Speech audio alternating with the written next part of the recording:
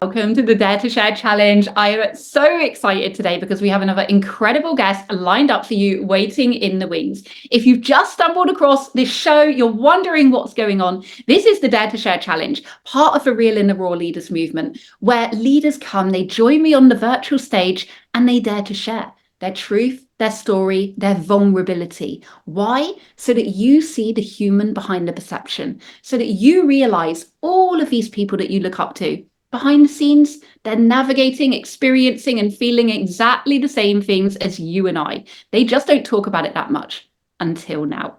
So that being said, welcome to the stage, Nikki Beach. Hi, how are you doing today? I'm so good. I'm so excited to have you with us. Oh, Claire, I've been looking forward to this. I couldn't wait to get on your stage and just be raw and real. I love it. I love it. So that being said, I always like to ask guests when they come on the show, what made you say yes to this challenge? Because it's not for everyone, right? For some people, it's a stretch too far out of the comfort zone. But you were like, yes, I want to get on this. What was going on behind the scenes there? So, as a life coach and as a yoga therapist, I have the understanding that people sometimes shy away from certain things because they're afraid of getting so deep, especially with certain yoga poses or just being vulnerable and being in a place of speaking. And I have the mission and the vision in life to impact and inspire people to be as vulnerable as they can and give them freedom to use their voice and not ask for permission anymore. Because for so long, I sat there asking for permission from myself, let alone other people around me. And that was no way of life. It created so many obstacles and it really held me back from like where I really needed to be. So now I get to live in integrity of this person and be the last person to give other people permission to be themselves. I love that. So it just aligned with everything that you live and that you stand for. Mm-hmm. Amazing. Okay, shall we dive right in? Dive right in. Let's dive right in. Okay, so question number one, Nikki, is what does being a real and a raw leader mean to you? And we're not just talking about in business, okay? We're talking about the woman, the human, the person who actually has a real life every day behind the scenes. But it's something that we don't necessarily see in the online space. That realness and that rawness, what does that mean to you as you go about day after day after day of living your life? Mm. The real and the rawness to me, um, it's very messy sometimes, and that's not something that's so easy to say, but it's actively practicing saying that it becomes more normal, especially because who isn't messy? Like some of the best cakes I eat are the messiest ones. Some of like the best food you eat is just like a little bit of everything mixed together where it's just so delicious and wonderful. And that's kind of the same with life. Um, it really is diving into that messiness and that chaos and realizing what a beautiful picture it actually is. And it's not actually as messy as you really think it is. And the more we normalize that life is lifing, we can change the narrative that it's messy and we're just actually practicing life. Oh my God, I love that so much. And it resonates so much with what I talk about with the messy middle. Because, like you say, we're all just in the messy middle. Like it's just life. Actually, it's just the reality of living and growing and evolving behind the scenes. I love all of that so much. And it really aligns with everything that I stand for as well. Beautiful. Good, good, good. Amazing. So, are you ready for the big question, Nikki? Sure. Like as ready as I can ever be. I always love that because the reactions change so much. It's like some people are like, my heart is pulsating, and it's like, I'm sweaty. Am I really going to say this? But I love it. So, Nikki, what are you willing to dare to share with us today? And for you guys watching, just remember, I never know what any of the guests are going to share here. They have complete free reign. I'm equally as eager as you are, sat waiting to hear what they're going to share with us. And the reason is because it's the stories and the messages and the things that don't normally get shared. And those are what I have found after holding this challenge for the last 3 months now, are the most potent and the most powerful for you guys watching, because these are the real human experiences. These are the things that each and every one of us can relate to. And we can say, okay, like we're all actually the same. So with that being said, Nikki, please take it away. Um, hmm. So what am I willing to dare to share today with you, Claire? Um, Maybe just a little bit of my story and where it all started. So, I come to you today from New York City, which I mean, I love it. Born and raised, and it's where my heart is for sure. I grew up in a three-family house, and got lost in the sauce a little bit sometimes. So it was really sitting in that with understanding that there's so much that comes to life when you start to sit in where you came from. And for so long, I was trying to go to therapy because I thought that that was the thing I needed. And it wasn't until I found life coaching that I was like, oh, like this is what I'm looking for. I'm not looking for people to tell me like why this happened or why I'm acting a certain way. It was kind of like somebody that was going to be like, okay, so you got a story. Who doesn't? Keeping it real, keeping it very New Yorker. And then like, what are you going to do next? So I was like, oh, okay. I don't have to like sit in this place. I get to like move forward. So I just started realizing that so many people are like me. We all have our story. We all have our narrative. It's all really what built us to be the human that we are today. And while it's so important, it's also as important to realize how you're drawing that narrative, how you're being the author of your life. Because we could either live in a tragedy, or we could be a superhero, or it could be a fairy tale. And every single story that every single person has can be altered to be exactly what they want it to be. And they can shift it.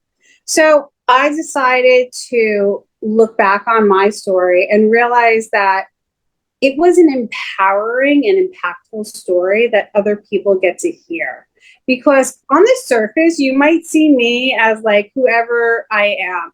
And you can sit there and possibly pass a judgment, possibly think you know my story. But you know what? So many people are walking around and we don't know their stories, but we can like assume we know it. So by understanding and developing my own story, I realized how important it was for other people to sit in and understand their own story. Because to make the world a better place, a win-win world where we can all encourage and empower other people, we can only do that if we sit in our stuff first. Mm-hmm. So like I said, I grew up in a three-family house. I was kind of like lost in the sauce. I had an older sister who was disabled. I had like aunts and uncles and everyone coming and going. And everyone was like, you know, I was told what to do. I did what I needed to do. I took care of what needed to be taken care of. And that was kind of like how it was. I had parents that expect a lot from me, and I got good grades, and I, you know, went to school, to whatever I needed to do, activities. I mean, I did good stuff, and I'm so proud of the woman that I am today. And it definitely is a lot of who my parents led me and guided me to be. But it also was so important to navigate through all the challenges I've had. And that is definitely, it's definitely still a developing story, I'll be very honest. But it's definitely what guided me to get in front of rooms and get in front of stages of people, because everyone gets the chance to be who their most authentic person is. And like, they're the bulb underneath that whole onion.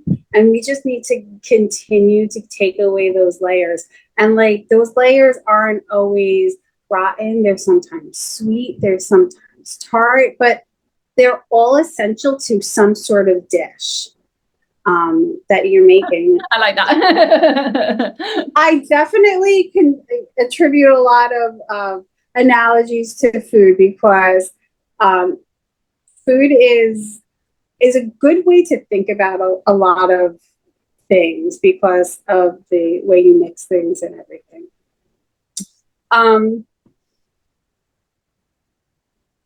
So I also, you're going to probably have to edit this out because I need to collect myself. Okay. Can we pause for a second? Yeah, of course. Yeah. Have it. Okay. Okay. Are you debating on whether to say something? Yeah, I'm not sure where I want to go, because like, I've developed the part of the story up until this. I would I like my like I input. what? Would you like my input? Yes. Yeah.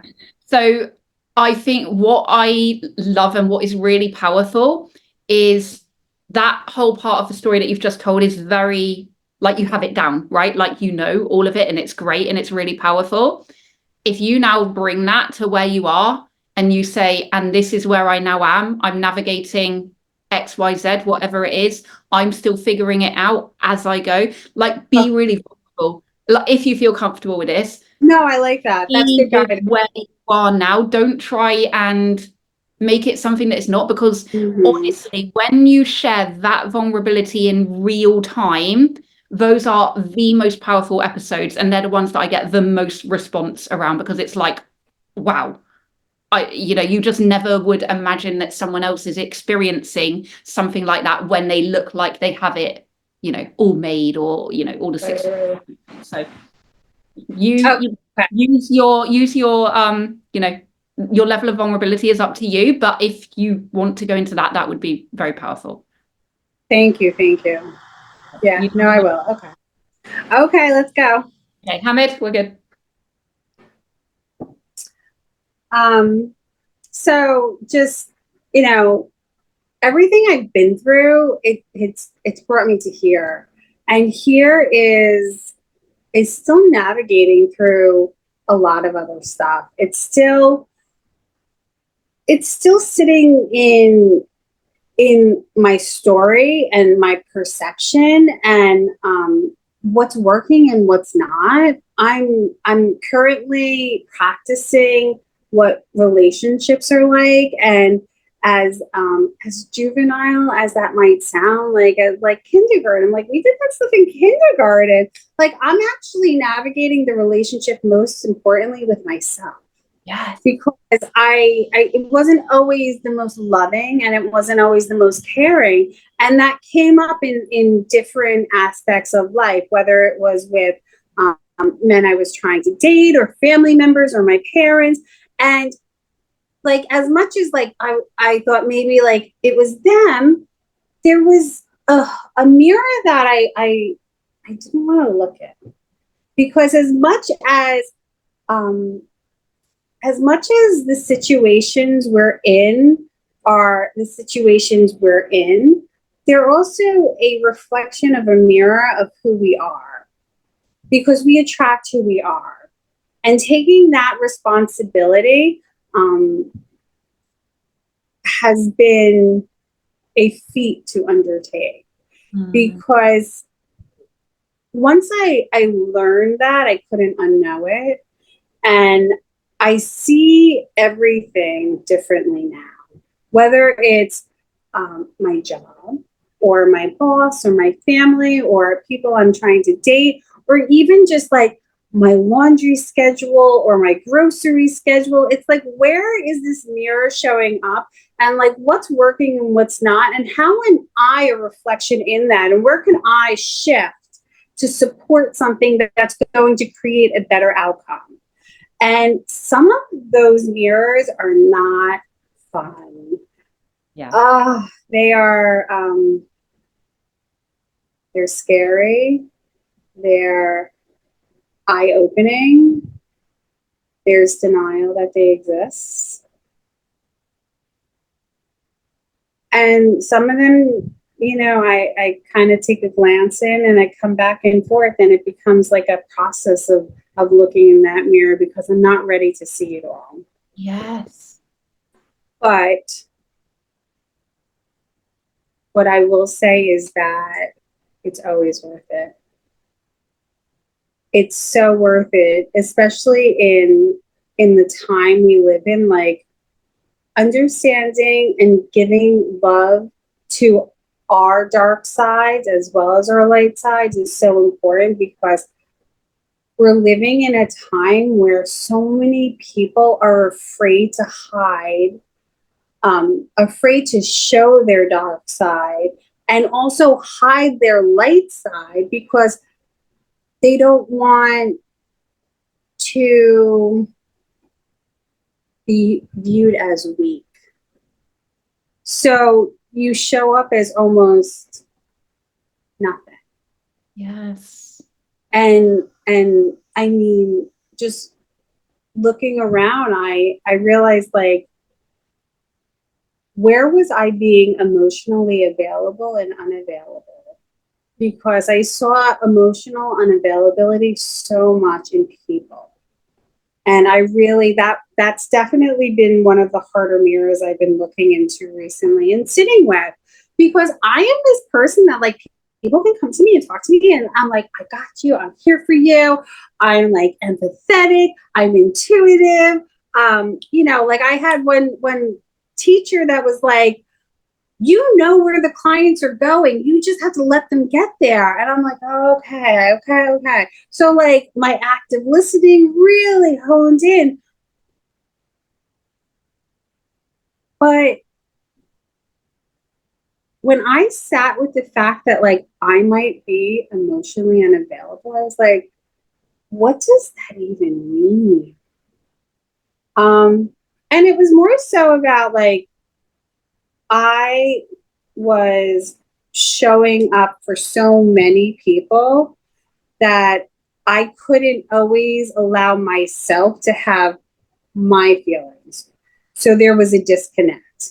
And I feel my feelings. They're not like so far away from me, but I did have to shove them down a little bit because, like, I had to live a life.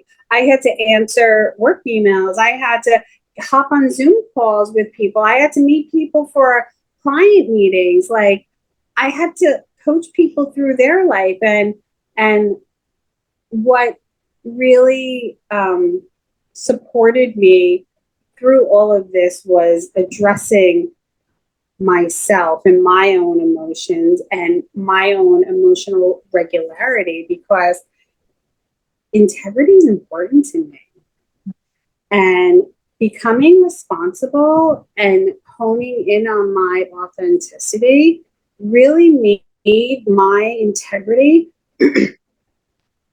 just like get so much more grounded. I love that. And yeah, it was a humbling experience too. Mm. Do you know what I'm really getting from your share, Nikki, is when you were talking about the mirrors, this image just came into my mind of, when you're at like the fairground and they have the fun house with all of the different kinds of mirrors, and it's like every corner you turn, you're looking at a different reflection, right? A different side of you, a different a different part of you in all of these different forms. And some, like you say, you're like, oh my God, what is that? Others, you're like, oh, okay. Like, it can be a different emotion that it brings up, but every single one is valid, and every single one needs to be looked at and needs to be seen and loved and, really kind of analyzed, if you like, to understand what it's trying to show us. So I just wanted to share that with you because it just popped into my mind as you were talking about the mirrors. But this is such a powerful story. And for me, and tell me, you guys, what you think in the comments below. What I've really taken from Nikki's share here is that we are all human. We are all navigating things as we go. And just because we help others and we're good at helping others and we, achieve amazing results for our clients in whatever world that looks like for you, that doesn't mean that you're perfect. It doesn't mean that you have to have everything figured out, or, that you have to hide the fact that you're still navigating stuff.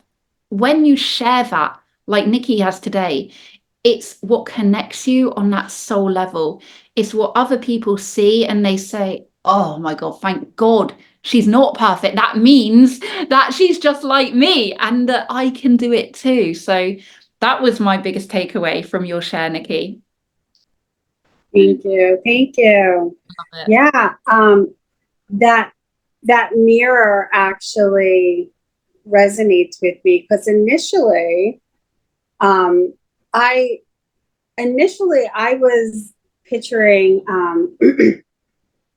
like the Snow White mirror with like, who's the fairest one of all, because she got to like make that mirror whatever she wanted, but that's still like holding on to the control aspect, and it's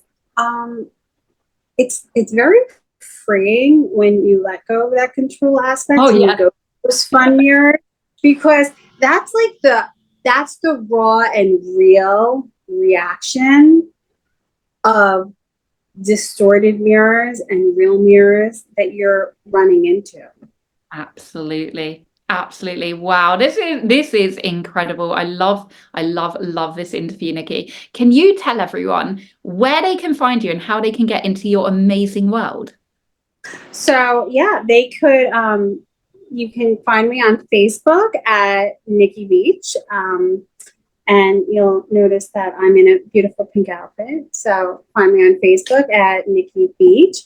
And also reach out to me via email, and it's alwaysbekind@icloud.com. We'll just add the link right below and you can click on it. And I hope to talk to you again as the story develops. Amazing. Nikki, thank you so much for joining me on the stage, for showcasing your own real and raw leadership and really highlighting the human behind the perception. You're an amazing real and raw leader. And for you all watching, I will see you tomorrow on the Dare to Share challenge. Bye for now.